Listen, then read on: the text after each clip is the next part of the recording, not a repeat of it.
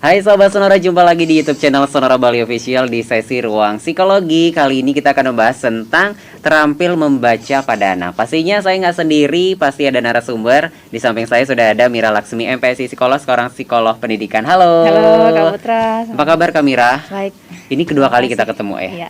Kita Semoga membahas kamu tentang terampil membaca pada anak. Ya. Oke, ini menarik untuk kita bahas karena pasti semua akan punya anak ya. Iya, Ada masanya punya anak Ada gitu. masanya. Nah, seperti apa sih sebenarnya keterampilan membaca ini, Kak Mira? Oke, nah terampil membaca dalam artian bahwa anak itu tidak sekedar bisa baca atau menghafal apa yang sudah dibaca gitu ya, rekan-rekan pemirsa. Jadi terampil di sini adalah yang saya maksud adalah anak-anak itu bisa menangkap pesan yang disampaikan oleh penulis gitu ya Kak. Ini yang dibaca itu ya. Gitu. Jadi kalau misalnya konteksnya adalah anak sekolahan, berarti mereka karena di sekolah kan materinya banyak dikasih lewat buku-buku gitu ya, kayak buku-buku pelajaran, internet atau majalah barangkali yang mereka manfaatkan gitu ya untuk belajar.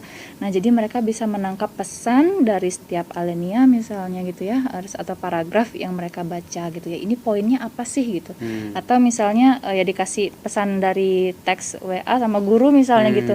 Ini Bu Guru tuh maksudnya apa sih gitu. Jadi si anaknya bisa menangkap pesan dan mereka bisa merespon dengan baik gitu ya, apa yang gurunya inginkan atau teks itu instruksikan begitu Kak. Oke, mungkin itu juga salah satu fungsi ya dari terampil membaca ini ya. Jadi tidak hanya sekedar gitu yang ngebaca, tapi dia paham apa yang dia baca, apa yang disampaikan. Nempel setidaknya gitu. Oke, tapi ngomongin nih tentang keterampilan membaca.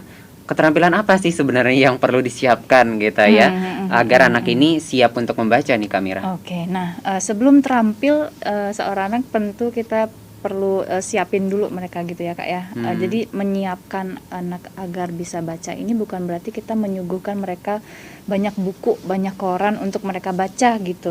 Tetapi mereka perlu disiapkan agar mereka bisa gimana ya, ready gitu ya, siap untuk bisa baca. Orangnya gitu disiapin ya. dulu ya. Gitu ya, bukan dengan cara melatihkan mereka membaca gitu ya Kak ya. Nah, untuk bisa siap ini kita perlukan beberapa hal gitu ya yang perlu disiapkan oleh orang tua atau kakak atau walinya gitu ya. Nah, jadi keterampilan untuk bisa fokus itu yang pertama. Fokus ya. Kayak gini nih Kak, duduk duduk diam gitu ya. Sekitar 40 sampai 60 menit setidaknya, karena anak SD kan tuntutannya akan lebih panjang ya belajar di sekolahnya gitu ya, beberapa jam. Jadi setidaknya dia 40 sampai 60 menit itu bisa duduk dengan tenang sehingga apa informasi yang ada 10 mereka bisa tangkap 10 gitu ya. Kalau misalnya anaknya tidak fokus, barangkali informasi ada 10 mereka cuma tangkap 3. Jadi kan pemahamannya sering salah jadinya gitu. Nah, untuk bisa siap membaca ini anak juga perlu fokus gitu ya. Mereka bisa menangkap apa yang mereka lihat, apa yang mereka baca gitu ya. Jadi tidak pemahamannya tidak kepotong-potong, jadi kebayangnya gitu. Terus setelah mereka bisa fokus atau daya tahan belajarnya itu baik ya, daya tahan belajarnya itu kuat begitu. Mereka perlu mengembangkan yang namanya kemampuan persepsi pendengaran gitu ya. Mereka bisa mendengar dengan baik dan mereka bisa membedakan suara-suara. Suara-suara misalnya kalau dari rumah dilatih suara kucing, bedanya suara kucing sama suara anjing misalnya, suara sapi gimana gitu ya. Terus nanti belajar ke suara-suara huruf-huruf gitu Kak. Mereka bisa ngebedain. Terus dan juga mereka bisa merespon apa yang disampaikan oleh orang lain. Kamu mau makan misalnya gitu, iya saya mau makan gitu. Nah, ini suara binatang burung nih gitu. Ini suara binatang kucing nih, mereka bisa membedakan suara-suara gitu ya. Terus mereka juga perlu mengembangkan kemampuan persepsi visual gitu ya. Mereka bisa melihat simbol-simbol, mengikuti gerakan dari simbol-simbol itu seperti apa gitu ya. Terus ya bisa juga warna, bentuk ya gitu Kak. Secara visual pokoknya ya. Terus mereka juga perlu untuk bisa memproduksi suara. Setelah baca mereka perlu memproduksi suara gitu ya, agar mereka bisa mendengar kembali apa yang mereka ucapkan. Oh, dari apa yang mereka mendengarkan itu akan membentuk suatu pengertian. Oh, yang dimaksud makan tuh kayak gini loh, makan gitu. Oh, kebayangnya makan tuh kayak gini. Terus mereka juga perlu mengembangkan yang namanya daya ingatnya gitu ya. Jadi mereka mengingat apa yang mereka lihat, apa yang mereka dengar, kemudian nanti mereka bisa produksi lagi apa yang tadi mereka dengar gitu. Itu sih fokus. pendengaran, penglihatan, memproduksi suara, dan juga mereka harus mengingat. Nah, itu yang diperlukan untuk bisa siap membaca.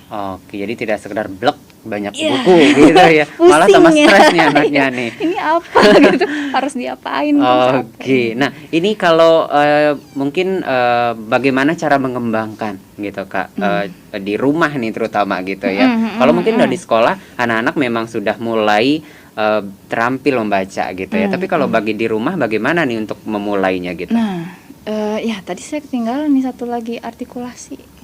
Nah, yang tadi saya sebut Bilang A gitu. atau jangan nanggung A gitu. Tapi A yang benar-benar A ya gitu. Dan huruf-huruf tertentu juga ada standarnya loh ternyata artikulasi itu gitu. Artikulasi itu adalah bagaimana isi organ bibir, lidah, dan juga pengeluaran suaranya itu ada standarnya gitu. A itu harus gimana, B gimana, C dan sampai Z gitu. Nah, itu penting untuk diketahui dan juga dilatih gitu ya. Sehingga ketika dia pengucapannya benar, nanti kan pengertian yang dia bentuk tuh benar jadinya, pemahaman dia gitu. Nah, untuk di rumah yang bisa dikembangkan adalah tadi kemampuan untuk persepsi pendengaran tadi. Misalnya latihan ya tebak-tebak suara binatang bisa. Terus kalau misalnya tadi kemampuan persepsi visual, misalnya dengan bermain-main puzzle gitu Kak ya. Terus ada yang balok-balok yang kotak, segitiga, ada yang lingkaran. Mereka mengenal bentuk-bentuk geometri, itu adalah modal untuk bisa belajar huruf gitu. Selain mereka belajar alfabet juga gitu ya, suara-suara alfabet, bentuk-bentuk alfabet mereka harus belajar juga gitu. Nah itu terus kegiatan-kegiatan yang lebih ke melatih otot-otot mulut dan juga lidah juga bisa. Misalnya meniup balon, terus ya makan permen karet gitu ya, makan es krim gitu kan, sembari makan es krim kan ada lidahnya juga bergerak gitu ya, menjilat es krim. Ya seperti itu kurang lebih. Oh, ternyata ada manfaatnya juga ya kayak niup balon. Itu tidak hanya sekedar niup balon gitu aja ya. Ada. Oke, itu nih sahabat Sonora yang bisa cara gitu yang dikembangkan untuk di rumah nih sahabat Sonora. Dan terakhir nih Kamira, apa yang disampaikan buat sahabat Sonora mengenai terampil membaca pada anak ini? Silakan. Oke, nah terampil membaca ini merupakan suatu kunci kesuksesan agar seorang anak tuh bisa maju cara berpikirnya, wawasannya jadi lebih luas gitu ya. Dan juga keterampilan membaca ini akan berdampak kepada kemampuan dia dalam berkomunikasi gitu ya, karena kosakatanya jadi lebih banyak, wawasannya jadi lebih luas, komunikasinya bagus, berelasinya juga jadi bagus gitu. Jadi saling berkaitan satu sama lain gitu Kak ya. Pemahaman informasi, komunikasi, sosialisasi jangka panjang begitu ya. Dan untuk bisa terampil dalam membaca itu tidak bisa dikasih plak buku kata dia yang saya banyak sebut gitu ya. Kamu baca nih gitu, pokoknya hari ini harus selesai satu buku gitu, harus nggak gitu kalau untuk anak-anak ya. Jadi perlu kita bantu agar mereka bisa siap membaca terlebih dahulu dengan tadi menyiapkan daya tahan belajarnya agar dia fokus, kemudian membantu dia untuk distimulasi gitu ya. Oh ini suara ini suara itu gitu, bedain gitu ya. Ini yang kamu lihat, yang kamu dengar. Kemudian artikulasi juga gitu ya, agar apa yang dia ucapkan itu benar. Nah kalau misalnya salah gitu ya, kalau anak-anak kan suka karena dia belum matang perkembangan bibir dan lidahnya, suka salah menyebutkan. Nah itu orang tua bisa bantu untuk koreksi gitu. Bagaimana pelafalan yang benar itu perlu dikoreksi gitu ya, agar terbentuk konsep yang benar gitu, tidak terus menerus dia jadinya salah pemahamannya begitu Kak, kurang lebih.